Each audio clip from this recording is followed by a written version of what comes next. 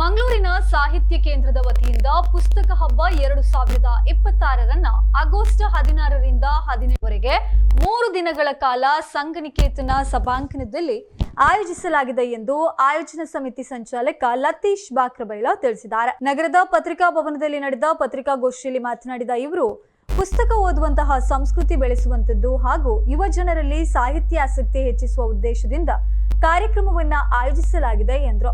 August 16ರಂದು ಖ್ಯಾತ ಲೇಖಕ ಗಿರೀಶ್ ರಾವ್ ಅತ್ವರ ಕಾರ್ಯಕ್ರಮವನ್ನ ಉದ್ಘಾಟಿಸಲಿದ್ದು ಡಾಕ್ಟರ್ ಮೋಹನ್ ಆಳ್ವ ಅಧ್ಯಕ್ಷತೆಯನ್ನ ವಹಿಸಲಿದ್ದಾರೆ. 3 ದಿನಗಳ ಕಾಲ ಕವಿಗೋಷ್ಠಿ, ಸಂಗೀತ, ಸಾಂಸ್ಕೃತಿಕ ಕಾರ್ಯಕ್ರಮ, ನಾಟಕ, ಯಕ್ಷಗಾನ ಹಾಗೂ ವಿಚಾರಗೋಷ್ಠಿ ನಡೆಯಲಿಕ್ಕಿದೆ. ಪುಸ್ತಕ ಹಬ್ಬದಲ್ಲಿ ಬೃಹತ್ ಪುಸ್ತಕ ಪ್ರದರ್ಶನ ಮತ್ತು ಮಾರಾಟದ ಜೊತೆಗೆ ಖ್ಯಾತ ಕವಿಗಳು ಹಾಗೂ ಬರಹಗಾರರನ್ನ ಭೇಟಿ ಮಾಡುವ ಅವಕಾಶ ಕೂಡ ಇರಲಿಕ್ಕಿದೆ. ಮಕ್ಕಳ ಪ್ರತಿಭಾ ಪ್ರದರ್ಶನಕ್ಕೂ ವೇದಿಕೆಯನ್ನ ಕಲ್ಪಿಸಲಾಗಿದೆ. ಪ್ರತಿದಿನ ಸುಮಾರು 2500 ವಿದ್ಯಾರ್ಥಿಗಳು ಭಾಗವಹಿಸುವಂತಹ ನಿರೀಕ್ಷೆ ಇದೆ. ಇನ್ನು ಪತ್ರಿಕಾಗೋಷ್ಠಿಯಲ್ಲಿ ಸಮಿತಿಯ ಪ್ರಮುಖರಾದ ಪ್ರಕಾಶ್ ಪೈ, ಅರವಿಂದ, ಗಜಾನನ ಪೈ, ರತ್ನಾಕರ್ ಸೇರಿದಂತೆ ಮತ್ತಿತರರು ಉಪಸ್ಥಿತರಿದ್ದರು. 3 ದಿನಗಳು ಈ ಕಾರ್ಯಕ್ರಮ ನಡೆಯುತ್ತದೆ. 16ನೇ ತಾರೀಕಿಗೆ ಉದ್ಘಾಟನೆಯ ನಂತರ ಬಹುಭಾಷಾ ಕವಿಗೋಷ್ಠಿ ನಡೆಯುತ್ತದೆ. ಅದರ ಅಧ್ಯಕ್ಷತೆಯನ್ನ ಡಾಕ್ಟರ್ ಧನಂಜಯ ಕುಂಬ್ಳೆ ಅವರು ವಹಿಸಿಕೊಳ್ಳಿಕ್ಕಿದ್ದಾರೆ. ಮಂಗಳೂರು ವಿಶ್ವವಿದ್ಯಾನಿಲಯದ ಕನ್ನಡ ವಿಭಾಗದ ಅಧ್ಯಕ್ಷರು ಅವರು ವಹಿಸಿಕೊಳ್ಳಿಕ್ಕಿದ್ದಾರೆ. ಈ ಕವಿಗೋಷ್ಠಿಯಲ್ಲಿ ನಾವು ಈಗಾಗಲೇ ಬಹುಭಾಷಾ ಕವಿಗೋಷ್ಠಿಗೆ ಕವನಗಳ ಆಹ್ವಾನವನ್ನು ಮಾಡಿದ್ವಿ.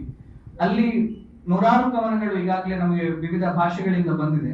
ಅದರಲ್ಲಿ ಬಂದಂತಹ ಆಯ್ದ ಭಾಷೆಯ ಎಲ್ಲ ಭಾಷೆಗಳ ಆಯ್ದ ಕವನಗಳನ್ನ ನಾವಲ್ಲಿ ವಾಚನ ಮಾಡುವುದಕ್ಕೆ ಅವಕಾಶವನ್ನು ಕೊಡ್ತಾ ಇದ್ದೇವೆ.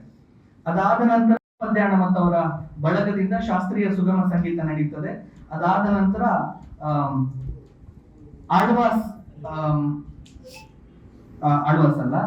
ಅರೆಹೊಳೆ ಪ್ರತಿಷ್ಠಾನದವರ ಕಡೆಯಿಂದ ಒಂದು ನೃತ್ಯ ವೈಭವ ಅನ್ನುವಂತ ಕಾರ್ಯಕ್ರಮ ನಡೆಯುತ್ತದೆ.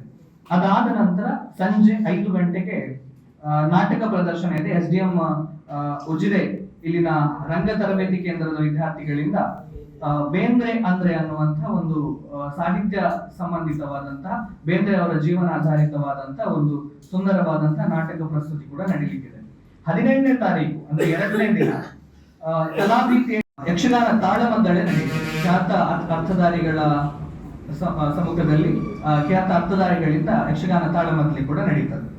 ಅದಾದ ನಂತರ 18ನೇ ತಾರೀಕಿಗೆ ಒಂದು ವಿಶೇಷವಾದಂತಹ ವಿಚಾರಗೋಷ್ಠಿ ನಡೆಯುತ್ತದೆ.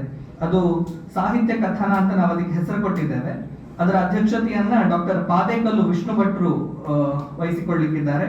ಅದರಲ್ಲಿ ಭಾರತೀಯ ಮಹಾಕಾವ್ಯ ಮತ್ತು ಆಧುನಿಕ ಕನ್ನಡ ಸಾಹಿತ್ಯ ಅನ್ನುವಂಥ ವಿಷಯದ ಬಗ್ಗೆ ಡಾಕ್ಟರ್ ವೀಣಾ ಬಣ್ಣಂಜಿ ಅವರು ವಿಚಾರ ಮಂಥನ ಮಾಡಲಿಕ್ಕಿದ್ದಾರೆ. ಮತ್ತು ಪ್ರಾಚೀನ ತುಳು ಕಾವ್ಯ ಪರಂಪರೆ ಮತ್ತು ಆಧುನಿಕ ತುಳು ಸಾಹಿತ್ಯ ವಿಷಯದ ಬಗ್ಗೆ ಶ್ರೀಕಾಂತ್ ಶೆಟ್ಟಿ ಅವರು ವಿದ್ಯಾರ್ಥಿ ವಿಚಾರಗೋಷ್ಠಿ ಅನ್ನುವಂಥದ್ದು ನಡೆಯುತ್ತದೆ. ಅದರಲ್ಲಿ ನಾವು ಆಯ್ಕೆ ಮಾಡಿರುವಂತಹ ವಿಷಯ ಮೊಬೈಲ್ ಯುಗದಲ್ಲಿ ಪುಸ್ತಕ ಅನ್ನುವಂಥದ್ದು. ಮೊಬೈಲ್ ಕಾಲಘಟ್ಟದಲ್ಲಿ ಅದರಲ್ಲಿ ಭಾಗವಹಿಸುವಂತ ಎಲ್ಲ ಯಾರು ವ್ಯಕ್ತಿಗಳಿದ್ದಾರೋ ಎಲ್ಲರೂ ವಿದ್ಯಾರ್ಥಿಗಳೇ. ಅದರ ಸಮನ್ವಯಕಾರರಾಗಿ ವಿಕಾಸ್ ರಾಜ್ ಪೆರುವಾಯಿ ಅವರು ಮಂಗಳೂರು ವಿಶ್ವವಿದ್ಯಾನಿಲಯದ ವಿದ್ಯಾರ್ಥಿ, ಮತ್ತೆ ವಿಜಯ್ ಶೆಟ್ಟಿ ಮಂಜನಾಡಿ ಅವರು ನಮ್ಮ SDM ಲಾ ಕಾಲೇಜಿನ ವಿದ್ಯಾರ್ಥಿ, ಮತ್ತು ಪೂರ್ಣಿಮಾ ಸೆಂಟ್ರಲ್ ಯೂನಿವರ್ಸಿಟಿ ಕೇರಳದ ವಿದ್ಯಾರ್ಥಿ, ಧಾರಿಣಿ ಕೆನರಾ ಕಾಲೇಜಿನ PUC ವಿದ್ಯಾರ್ಥಿನಿ, ಮತ್ತು ರಂಗನಾಥ ಚಿತ್ರದುರ್ಗ SDM ಕಾಲೇಜ್ ಉಜಿರೆಯ ವಿದ್ಯಾರ್ಥಿ. ಎಲ್ಲರೂ ಕೂಡ ವಿದ್ಯಾರ್ಥಿಗಳೇ ಆ ಗೋಷ್ಠಿಯನ್ನ ನಿರ್ವಹಿಸ್ತಾರೆ. ಮತ್ತು ಮೊಬೈಲ್ ಯುಗದಲ್ಲಿ ಪುಸ್ತಕ ಅಂದ್ರೆ ಆ ವಿದ್ಯಾರ್ಥಿಗಳಿಗೆ ಸಂಬಂಧಪಟ್ಟಂತಹ ಒಂದು ವಿಷಯ ಆಗಿರೋದ್ರಿಂದ ಅವರು ಅಲ್ಲಿ ಆ ವಿಚಾರವನ್ನ ಮಂಡಿಸಲಿಕ್ಕಿದ್ದಾರೆ. ಅದಾದ ನಂತರ ಸಮಾರೋಪ ಸಮಾರಂಭ ನಡೆಯುತ್ತದೆ. ಸಮಾರೋಪ ಸಮಾರಂಭದಲ್ಲಿ ಡಾಕ್ಟರ್ ತಾಳ್ಕಜೆ ವಸಂತಕುಮಾರ್ ಅವರು ಮುಂಬೈ ವಿಶ್ವವಿದ್ಯಾನಿಲಯದ ಕನ್ನಡ ವಿಭಾಗದ ಮುಖ್ಯಸ್ಥರಾಗಿದ್ದವರು, ವಿಶ್ರಾಂತ ಮುಖ್ಯಸ್ಥರು.